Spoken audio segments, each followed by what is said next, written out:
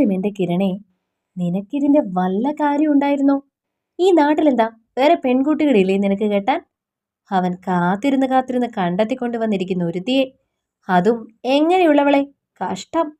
പുച്ഛവും പരിഹാസവും മേൽക്കുമേൽ നിറഞ്ഞു നിൽക്കും വിധം അമ്മാവൻ ശബ്ദം ഉയർത്തി പറയുമ്പോഴെല്ലാം അയാളുടെ ഈ നാടകം തീരാൻ ഇനിയും എത്ര സമയമെടുക്കുമെന്നൊരു ചിന്തയോടെ വാച്ചിൽ അക്ഷമയോടെ നോക്കി കിരണെങ്കിലും ശാന്തമായിരുന്നു അന്നേരം അവന്റെ മുഖം. നിനക്ക് കൂടെ കിടത്താനും ഒപ്പം കൊണ്ടു നടന്നൊരു കുടുംബം ഉണ്ടാക്കാനും ഒരു പെണ്ണിനെയല്ലേ വേണ്ടൂ? അതിന് നീ എന്റെ മോൾ ശുഭയെ കെട്ടിക്കോ. നിന്റെ മുറപ്പെണ്ണ് മാത്രമല്ല അവൾ, നിന്റെ സ്റ്റാറ്റസിനും കൂടി പറ്റിയവളാണ്. അല്ലാതെ കണ്ടവന്മാർ ദേഹത്ത് കയറി നിറങ്ങിയിട്ട് കേസും കൂട്ടവുമായി നടക്കുന്ന നീ കണ്ടുവച്ചവളെ പോലെയല്ല. വാക്കുകളിൽ നിറയെ പരിഹാസത്തോടെ അമ്മാവൻ രവീന്ദ്രൻ പറഞ്ഞു നിർത്തുമ്പോൾ അതുവരെ നിറഞ്ഞു നിന്ന ശാന്തത കിരണിന്റെ മുഖത്തുനിന്ന് മാഞ്ഞു തുടങ്ങിയിരുന്നു. അവന്റെ നോട്ടം അമ്മാവന്റെ മുഖത്തുറച്ചു. നീ എന്തിനാടാ ഞാൻ ഉള്ള കാര്യം തുറന്നു പറഞ്ഞതിന് എന്നെ നോക്കി പേടിപ്പിക്കുന്നത്? എന്താ ഞാൻ പറഞ്ഞത് സത്യമല്ലേ? ആണായാലും പെണ്ണായാലും നിൽക്കേണ്ടടുത്ത് നിൽക്കണം. അല്ലാതെ കൂട്ടുകാരനാണ്, കൂടപ്പിറപ്പിനെ പോലെയാണെന്നെല്ലാം പറഞ്ഞ് രാത്രിയും പകലും ഒപ്പത്തിനൊപ്പം തുള്ളിച്ചു കൊണ്ട് നടക്കരുത്. നടന്നാൽ ഇതുപോലെ അവസരം കിട്ടുന്നവൻ അത് മുതലാക്കി കയ്യും വീശി നടന്നു പോകും. പിന്നെ നാട്ടുകാരുടെ കണ്ണിൽ പൊടിയിടാൻ വെറുതെ കേസെന്നും കൂട്ടമെന്നും പറഞ്ഞ് അവളിപ്പോ നടക്കുന്ന പോലെ നടക്കാം. എന്നിട്ടെന്താ, നടന്നതൊക്കെ മാഞ്ഞു പോവോ? ഒരുത്തൻ തൊട്ടാൽ അത് തൊട്ടത് തന്നെയാണ്. അതുകൊണ്ട് ഈ കുടുംബത്തിലേക്ക് അവളെ പോലെ ഒരു പെണ്ണിനെ വേണ്ട. അതിനെ കൈ പിടിച്ച് കയറ്റാൻ ഇവിടെ ആരും കാത്തു കെട്ടി നിൽക്കുകയില്ല. താൻ പറഞ്ഞത് ശരിയാണെന്ന വാദത്തിൽ ഉറച്ചു നിന്ന് അമ്മാവൻ ഓരോന്ന് പറഞ്ഞ് അവസാനം അമ്മാവൻ തന്റെ പെങ്ങളെ, കിരണിന്റെ അമ്മയെ രൂക്ഷമായി നോക്കി പറഞ്ഞു നിർത്തിയതും കിരണാകെ ദേഷ്യത്തിൽ പുകഞ്ഞു. കിരൺ കൊണ്ടുവരുന്ന ഏതൊരു പെൺകുട്ടിയെയും തന്റെ മകളായി സ്വീകരിക്കാനുള്ള മനസ്സുള്ള അവന്റെ അമ്മയുടെ നോട്ടം തന്റെ മകനിലെത്തിയതും ഒന്നും ഞെട്ടിയവർ. കിരണിന്റെ മുഖം ദേഷ്യത്തിൽ ചുവന്ന് വലിഞ്ഞു മുറുകിയതറിഞ്ഞതും ഇനി അവിടെ സംഭവിക്കുക എന്താണെന്ന തിരിച്ചറിവിൽ വേഗം അവന്റെ കയ്യിൽ തന്റെ കൈ ചേർത്ത് മുറുക്കി തന്നിലേക്ക് അവനെ അണച്ചു ചേർത്തു അവന്റെ അമ്മ രാഗിണി. അവനെ ശാന്തനാക്കിയതുപോലെ, വേണ്ട മോനെ വേണ്ട, ഏട്ടൻ എന്താണെന്ന് വെച്ചാൽ പറഞ്ഞിട്ട് പൊക്കോട്ടെ. നിന്റെ ജീവിതം തീരുമാനിക്കുന്നത് നീ മാത്രമാണ്. വെറുതെ ഒരു വഴക്കിന് അവസരം കൊടുത്ത് ആ കുട്ടിയെ ഇവർക്കിടയിൽ ഇനി പരിഹാസപാത്രമാക്കി മാറ്റരുത്.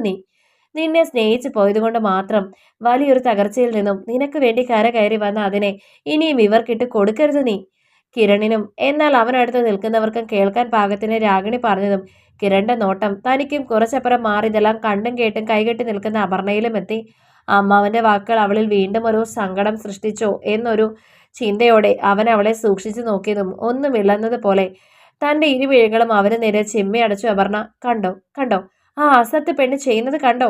അപർണയുടെ ചിമ്മി അടഞ്ഞ മിഴികളിലേക്ക് നോക്കി നിന്നവൻ അരികെ നിന്ന് വീണ്ടും ഉയർന്ന അമ്മാവന്റെ ശബ്ദം കേട്ടതും കാര്യമറിയാതെ അയാളെ നോക്കി. അയാളുടെ നോട്ടവും അപർണയിലാണെന്ന് കണ്ടതും കുറുക്കി അവന്റെ കണ്ണുകൾ. നമ്മൾ ഇത്ര പേർ ഇവിടെ ഇവന്റെ അടുത്തിങ്ങനെ നിറഞ്ഞു നിൽക്കുമ്പോഴും ആ മൂശയുടെ പിടിച്ച പെണ്ണ് മൂദേവി നമ്മുടെ ചെക്കനെ കണ്ണു കാട്ടി മയക്കുന്നു. ഇങ്ങനെ തന്നെയാവും ഇവള് മറ്റേ ചെക്കനെ വശീകരിച്ചത്. അവൻ വന്ന് ഇവളെ നന്നായി ഒന്ന് വശീകരിച്ച് പോയത് 4 ആൾ അറിഞ്ഞപ്പോൾ പിന്നെ കേസായി, കൂട്ടമായി.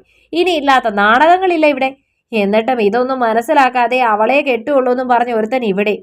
എന്റെ കൃഷ്ണ, ഇത്രമാത്രം ആണുങ്ങളെ എങ്ങനെയാണ് ഈ മൂദേവി സ്വന്തം കാൽക്കീഴിലാക്കുന്നത്? വല്ലാത്തൊരു കഴിവ് തന്നെ പെണ്ണേ നിനക്ക് എത്ര പേരെ വേണടി കൂടെ കഴിയാൻ? പറഞ്ഞു വന്ന അവസാനം അപർണയുടെ നേരെ കൂടി നോക്കി അമ്മാവൻ പറഞ്ഞു നിർത്തിയതും അയാളുടെ ഷർട്ടിന്റെ കോളറിൽ മുറുകിയിരുന്നു കിരണിന്റെ കൈകൾ. നിങ്ങളുടെ എല്ലില്ലാത്ത നാവ് കൊണ്ട് എന്ത് വിളിച്ച് പറയരുത്. പറഞ്ഞാൽ നമ്മൾ തമ്മിലുള്ള ബന്ധവും നിങ്ങളുടെ പ്രായവും സ്ഥാനവും എല്ലാം മറക്കും ഞാൻ. അത് നിങ്ങളുടെ നല്ലതിനാവില്ല എന്ന് മാത്രമല്ല, ശരീരം വേദനിക്കുകയും ചെയ്യും നിങ്ങൾക്ക്. തന്റെ കൈപ്പിടിയിൽ ഒതുക്കി നിൽക്കുന്ന രവീന്ദ്രനെ ഒന്ന് കുടഞ്ഞ് കിരൺ പറഞ്ഞതും അവന്റെ അന്നേരത്തെ ഭാവത്തിൽ പകച്ചവിടെ നിന്നിരുന്ന എല്ലാവരും, ഞാൻ കെട്ടാൻ പോണവൾ എന്നെ വശീകരിച്ചാലും ഇനി അതല്ല മറ്റുള്ളവരെ വശീകരിച്ചാലും അത് ഞാനങ്ങ് സഹിച്ചു. പിന്നെ ആണുങ്ങളെ എങ്ങനെയാണ് വശീകരിക്കുന്നത്, എന്ത് കാട്ടിയാണ് വശീകരിക്കുന്നത് എന്നെല്ലാം അറിയാൻ അത്രയും മോഹവും ആഗ്രഹവും ഉണ്ടെങ്കിൽ സ്വന്തം മകളോട്, അതായത് എനിക്ക് നേരത്തെ നിങ്ങൾ ആലോചിച്ച് നിങ്ങളുടെ മകൾ ശുഭയോട് ചോദിച്ചാൽ മതി. അവള് പറഞ്ഞൊരു വ്യക്തമായി. കാരണം പഠിപ്പന്റെ പേരിൽ ബാംഗ്ലൂരിൽ അവൾ ചെയ്യുന്ന അതാണ്. ചോദിച്ചു നോക്ക്. രവീന്ദ്രന്റെ മുഖത്തേക്ക് നോക്കി പറഞ്ഞ അയാളിൽ നിന്നും കിരൺ കൈ വീട്ടതും കേട്ട സത്യത്തിന്റെ പകപ്പിൽ ഞെട്ടി അയാളുടെ നോട്ടം മകൾ ശുഭയെ തേടി ചെന്നതും കണ്ടു. കിരൺ പറഞ്ഞതെല്ലാം കേട്ട് അത് സത്യമെന്നതുപോലെ വിളറി വേർത്ത് തല താഴ്ത്തി നിൽക്കുന്നവളെ. അപ്പോ ഇവിടെ വാ. കിരൺ കൈ കാട്ടി ഉറക്ക വിളിച്ചതും അവൻ അരികിലേക്ക് ഒട്ടിച്ചേർന്ന് നിന്നു അപർണ. ഇത് അപർണ, ഞാൻ സ്നേഹിക്കുന്ന, വിവാഹം കഴിക്കാൻ ആഗ്രഹിക്കുന്ന പെൺകുട്ടി. കൂടെ പിറപ്പിനെ പോലെ കണ്ടവൾക്കൊപ്പം കൊണ്ടു നടന്നൊരുവൻ ഇവളെ അടിച്ചു വീഴ്ത്തി ഇവളുടെ ശരീരം സ്വന്തമാക്കിയതിനും നിങ്ങൾ പലരുടെയും കണ്ണിൽ തെറ്റുകാരി ഇവൾ മാത്രമായിരിക്കും.